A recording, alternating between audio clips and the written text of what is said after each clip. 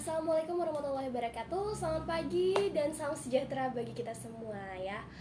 Harus tetap semangat walaupun pagi, sore, siang, malam gitu ya. Tapi auranya kita selalu ceria. Buat yang sakit, mudah-mudahan segera disembuhkan dan diangkat penyakitnya oleh Allah Subhanahu wa taala, oleh Tuhan Yang Maha Esa ya, teman-teman ya. Karena lagi musim nih. Nah, sekarang saya mau mencoba untuk menjelaskan tentang 4 tipe kepribadian. Kebetulan kita belajar nih psikologi kepribadian ya. Nah, kita bahas tentang 4 tipe kepribadian manusia.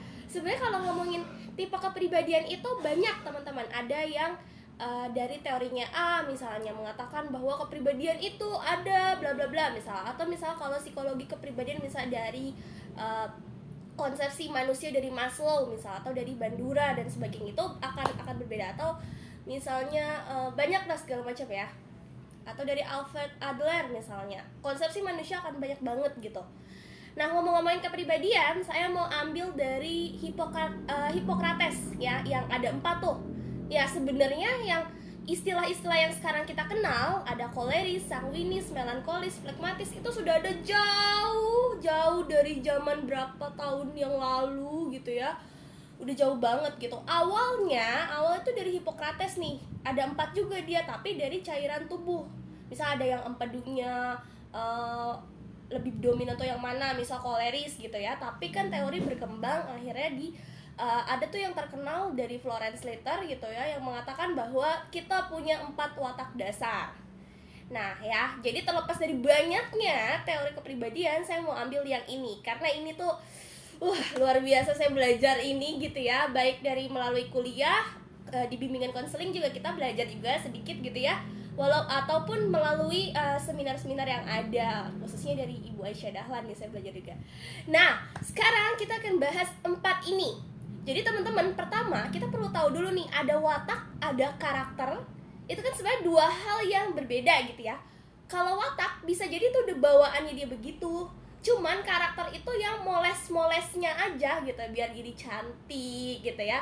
Misalnya yang bawaannya tuh dulu punya wataknya yang tegas, keras gitu ya, pokoknya segala sesuatu harus cepat gitu ya. Terus ketika dia misalnya ikut taklim gitu ya, sering-sering ikut pengajian, bisa jadi dia jadi orang yang lebih sabar karena udah karakter yang seharusnya kan misalnya kita mau mengajarkan kesabaran, bisa juga seperti itu gitu. Jadi watak tuh karakter tuh pendidikan karakter lah istilahnya gitu ya. Itu tuh biar lebih moles-moles aja gitu kan. Maksudnya secara sebenarnya memang watak itu ya udah bawaannya dia begitu, cuman kita poles gitu ya. Misalnya kita punya wajah nih, wajah kita sebenarnya aslinya bentukannya tuh udah dari dulunya udah begitu gitu ya, cuman kita poles, kita pakein make up, pokoknya kita pakein bedak, lipstick, blush on dan sebagainya, ada yang mungkin shadow gitu ya. Itu supaya biar lebih menawan gitu. Jadi kekurangan yang ada di wajah kita tuh bisa tersamarkan oleh si alat make up ini gitu ya. Nah, yang kedua, mari kita akan bahas satu-satu. Jadi Florence Slater gitu ya, di bukunya terkenal banget tuh ada 4 kepribadian, membagi watak kepribadian itu jadi 4. Ini nanti berhubungan sama introvert, extrovert, ambivert. Nah, teman-teman pada dengar kan, kalau introvert biasanya dia lebih suka sendiri gitu ya. Dia ibaratnya casan energi dia tuh kalau dia udah ngedrop banget, dia sendiri gitu. Dan biasanya orang-orang introvert ini sangat produktif kalau dia sepi. Jadi dia kurang produktif tuh kalau dipapar di luar. Cuman kan namanya kita makhluk sosial, jadi kadang-kadang kita keluar juga gitu kan. Jadi ya kita beradaptasi. Cuman aslinya dia memang lebih nyaman tuh ya keheningan lah ya. Dan dia bisa produktif ya. Itu satu. Kedua, orang-orang ekstrovert ini nyambung nih nanti. Orang ekstrovert energinya dia ada di luar, jadi dia harus keluar tuh. Makanya buat orang-orang ekstrovert mungkin pandemi itu adalah sesuatu yang melelahkan, bikin stres gitu, karena energi dia ada di luar gitu ya. Atau ada ambivert itu ya di luar hayo, di dalam hayo gitu ya, bisa seperti itu. Nah, dari 3 kepribadian ini bisa berpengaruh ke si 4 ini. Ya, mana yang introvert, mana yang ekstrovert, mana yang ambivert. Yang pertama kita bahas dulu 4 ya. Yang pertama ada orang-orang yang sanguinis. Sanguin, tipe kepribadian disebutnya sanguinis atau sanguin, atau disebutnya si populer. Biasanya orang-orang sanguin gitu ya, itu udah kelihatan tuh kalau dia di tempat baru, dia ketemu orang, dia bisa akrab gitu, bisa kayak orang udah kenal 3 minggu, bisa seperti udah kenal lama banget gitu ya. Itu ciri khas orang-orang yang sanguin. Orangnya biasanya lucu, ada aja kayaknya yang ditertawain sama dia tuh. Pokoknya selalu ingin ceria, selalu pokoknya dia tuh eksis lah. Biasanya terkenal juga di kalangan teman-temannya ya, terkenal suka bicara gitu ya. Energinya tuh aktif banget gitu ya. Orang sanguin itu orang-orang yang supel banget, yang bener-bener pokoknya kalau di deket dia tuh kita bawaannya pengen ketawa mulu ya gitu. Itu kelebihannya. Masing-masing kepribadian itu sebenarnya punya sisi kelebihan, punya sisi kelemahannya.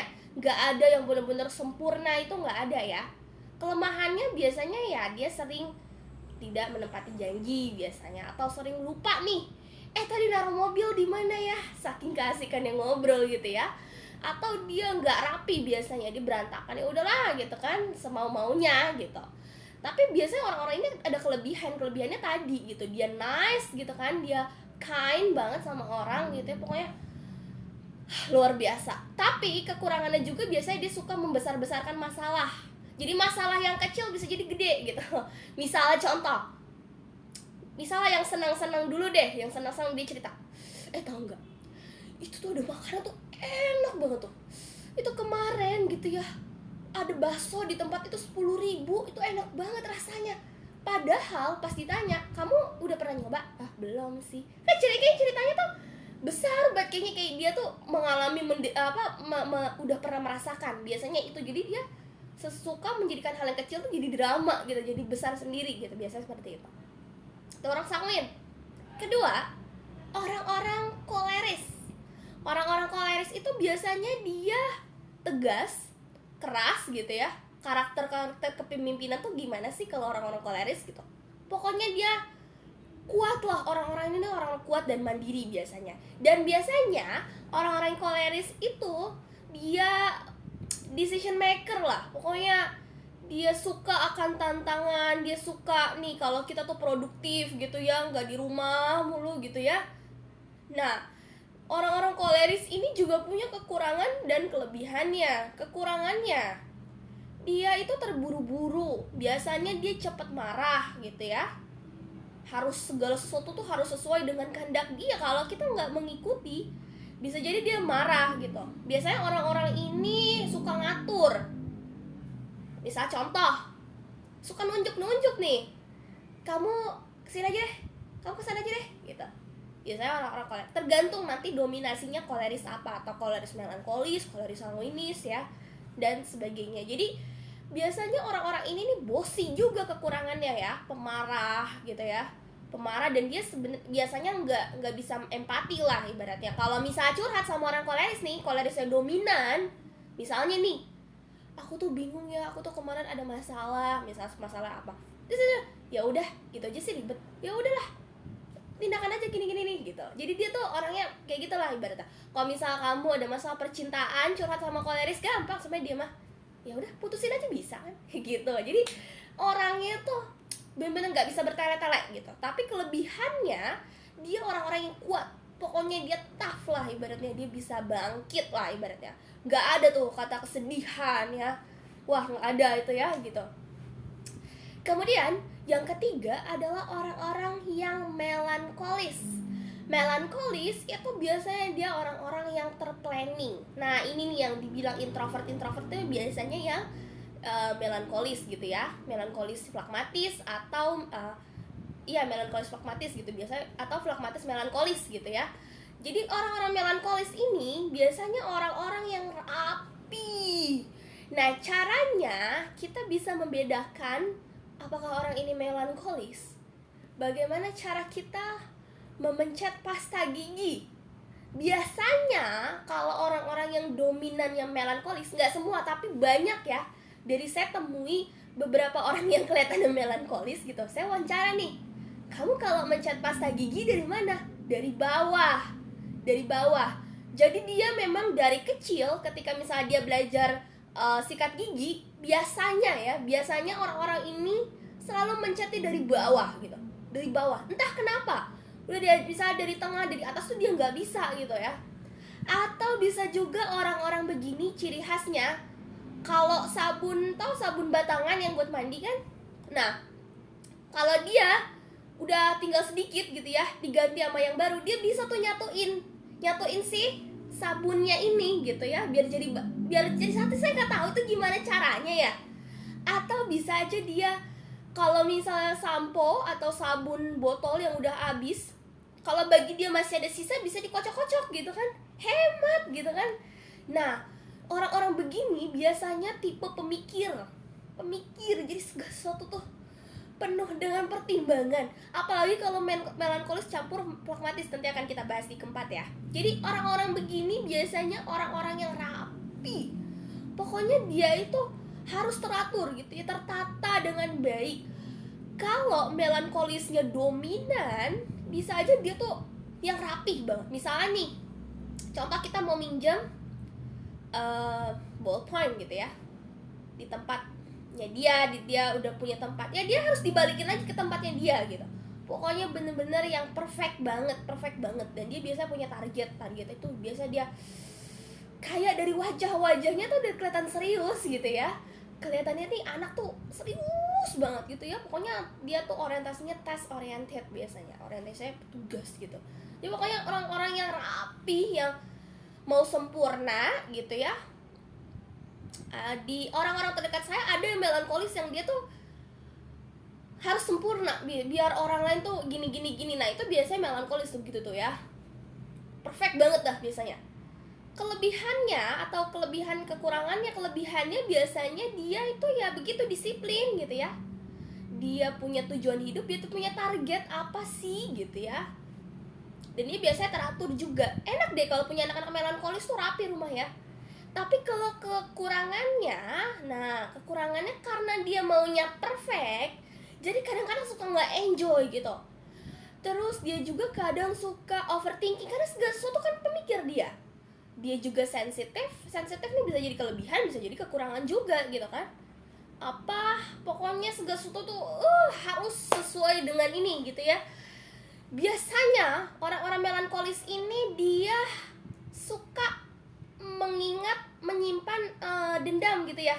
Kasarnya tuh gini, dia nggak balas dendam, tapi dia suka tahu nih, dia inget nih, kemarin si A tuh udah menyakiti saya, itu tuh diinget banget sama dia. Mungkin beda sama watak-watak yang misalnya lain gitu ya, yang berjauhan gitu.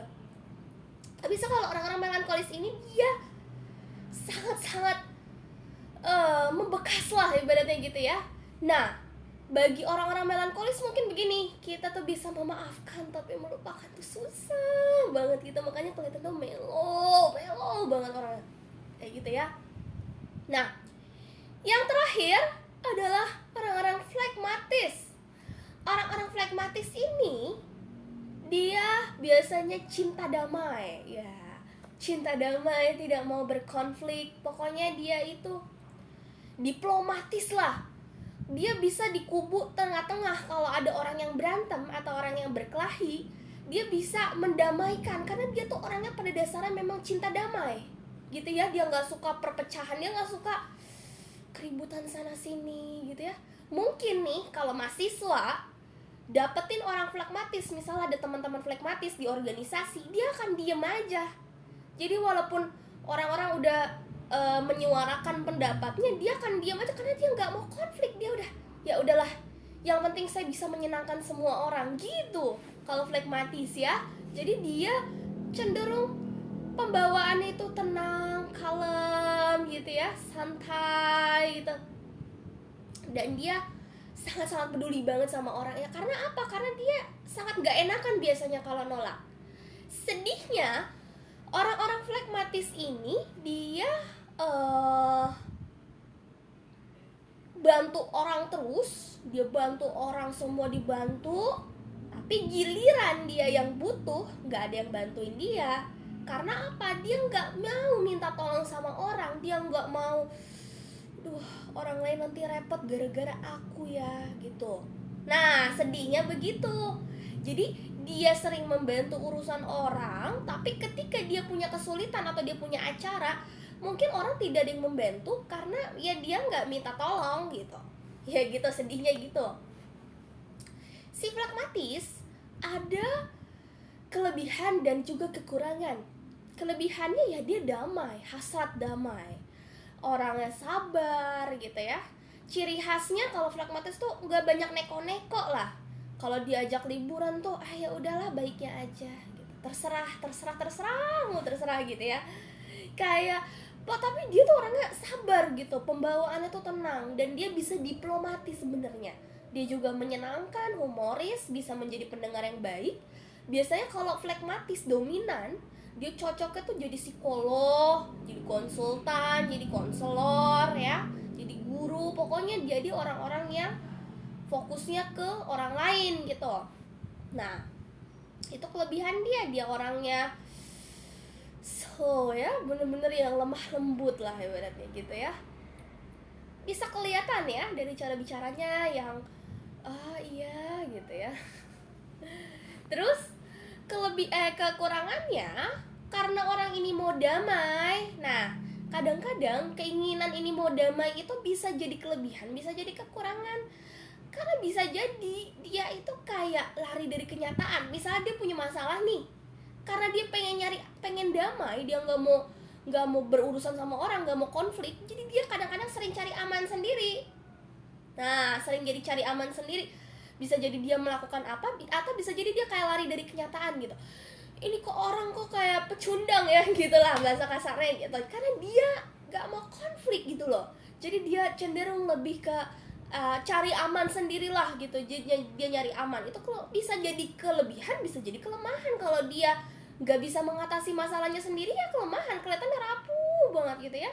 Biasanya kelemahannya juga kayak nggak ada motivasi, nggak ada tujuan hidup. Bisa nih kalau kita tanya sama orang-orang pragmatis dominan ya, kamu mau gimana nih ke depan ya? Aduh, saya mah mengalir aja lah gitu. Biasanya dia begitu. Saya mah nunggu, ya kalau dapat syukur, kalau enggak ya udahlah pasrah aja lah gitu. Itu jadi kesannya dia kayak nggak punya motivasi dan biasanya kayak nggak ada prinsip gitu, nggak ada keyakinan hidup gitu. Jadi biasa orang-orang begini nih kayak nggak ada tujuannya tuh mau kemana sih nih orang. Ya bisa jadi itu juga kelemahan ya. Atau kelemahannya dia ini dia nggak bisa tuh spontan. Kalau ngambil keputusan tuh kayaknya, apalagi kalau flagmatis dominan flagmatis melankolis, udah pengamat pemikir pula. Nah itu kan lama ya, kalau ngambil keputusan tuh bisa lama banget. Nah jadi kekurangan tuh bisa jadi begitu, karena dia terlalu nggak enakan sama orang. Nah itu juga bisa jadi kekurangan kalau udah merugikan dia. Dia terlalu baik sama orang tapi dia sendiri mungkin dia nggak mau gitu ya, dia pendam akhirnya ya burn out juga gitu ya. Jadi setiap watak itu pasti punya kelebihan dan punya kekurangan. Kekurangannya tadi kalau flagmatis tuh kelihatan males gitu, kayak nggak ada semangat gitu ya. Misalnya nih dia abis pulang kerja gitu ya, ya orang-orang mah mandi gitu ya, langsung bersih-bersih. Kalau dia tuh enggak, dia bisa jadi istirahat dulu gitu. Kayak sama istirahat tuh nomor 1 gitu ya. Biasanya kayaknya ngantukan gitu. Kenapa? Orang flagmatis dominan biasanya kelihatannya kayak nggak ada gairah, kelihatannya ngantukan gitu ya, suka banget sama tidur siang. Saya nggak tahu kalau watak lain gitu ya. Tapi karena saya juga flagmatis, jadi saya merasakan.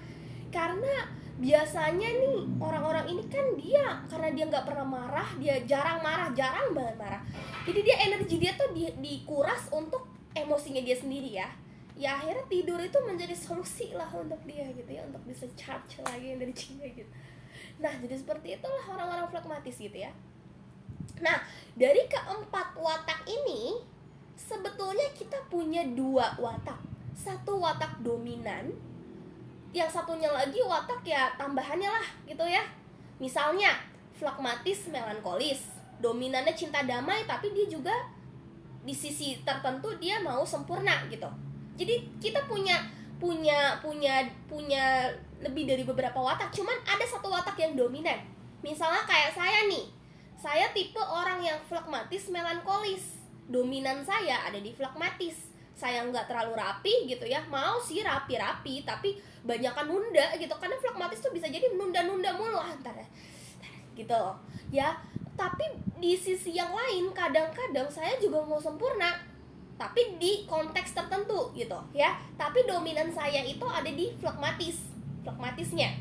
Atau ada orang yang flekmatis sanguinis ya, biasanya dia menyenangkan gitu ya. Jadi setiap orang itu punya watak dominannya apa? Flekmatis, melankolis nih. Oh, dominannya berarti flekmatisnya. Atau melankolis flekmatis, berarti dominannya melankolisnya. Atau koleris melankolis. Wah, ini serem ya, udah galak, koleris, galak tuh. Pemimpin, rapi pula. Atau melankolis koleris, melankolis koleris, atau koleris sanguinis, atau sanguinis koleris gitu ya. Jadi setiap orang itu pasti punya dua watak yang dominan. Dua wataknya itu dia masih satu rumpun ya. Flekmatis, melankolis, sama-sama pendiam, sama-sama introvert gitu ya. Nah, yang disebut introvert itu flekmatis, melankolis ya. Introvert tuh melankolis, flekmatis ya, itu introvert gitu ya. Tapi kalau ekstrovert, sanguinis koleris atau sanguin flekmatis juga bisa ya.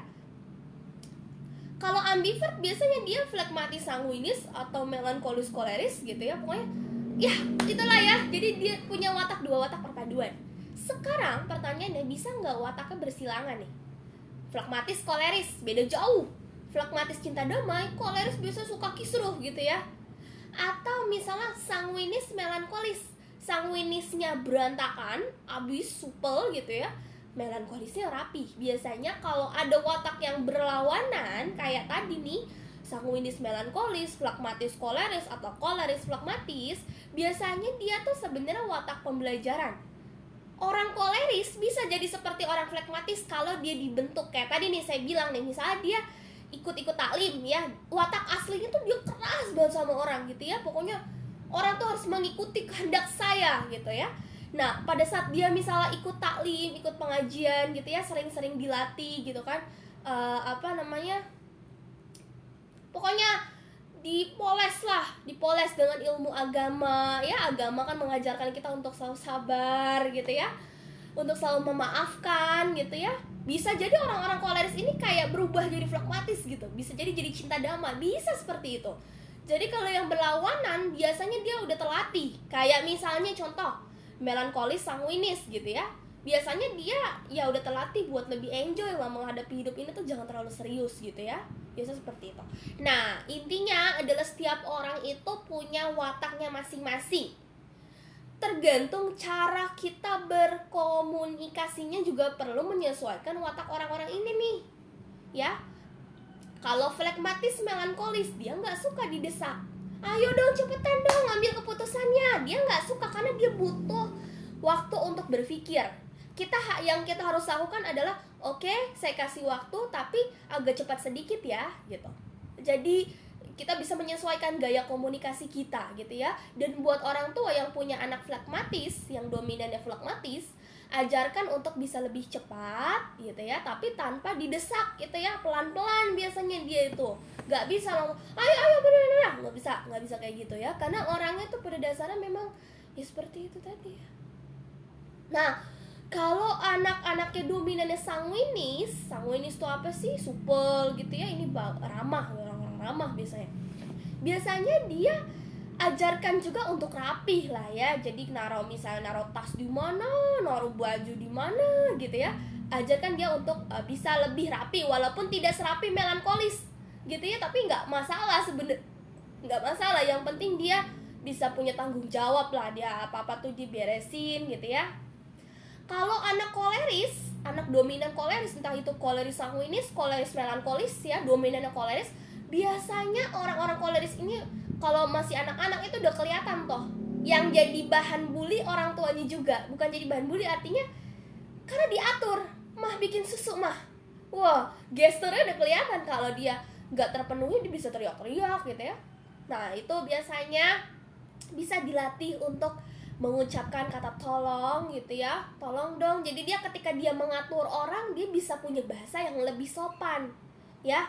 Misalnya, tolong ambilkan saya, tolong taruh ini di meja gitu ya. Bukannya, taruh ini nih, taruh ini, ya makasih. Ya itu orang-orang koleris tuh. Ya permisi, ya oke, terima kasih gitu. Jadi gini, Jadi ajarkan dia buat meminta tolong, buat meminta maaf. Biasa orang-orang koleris kalau nggak dilatih dia bakalan susah banget minta maaf gitu ya. Kayak merasa seakan-akan paling benar sendiri gitu. Jadi bisa ajarkan dia buat minta maaf, buat bilang terima kasih, buat bilang permisi dan sebagainya. Ajarkan juga buat nggak memaksakan kehendak gitu ya. Dan kalau buat kita punya atasan koleris atau punya teman yang koleris dominan ya, kolerisnya dominan. Jangan bertele-tele. Dia nggak suka kalau kita bertele-tele. Jadi langsunglah pada intinya gitu ya. Tapi kita juga tetap punya ketegasan. Ketika kita nggak suka ya katakan saya tidak suka gitu. Orang-orang koleris tuh suka sama orang-orang yang gak muter-muter, gak belibet-libet gitu ya. Ini seperti itu. Jadi komunikasi itu bisa disesuaikan sesuai dengan yang mana nih dari keempat ini nih. Misalnya kalau sanguinis ya sesuaikanlah dengan kepribadian sanguinis. Oke, mungkin itu saja, sekian dari saya. Kurang lebihnya mohon maaf. Saya akhiri. Wassalamualaikum warahmatullahi wabarakatuh.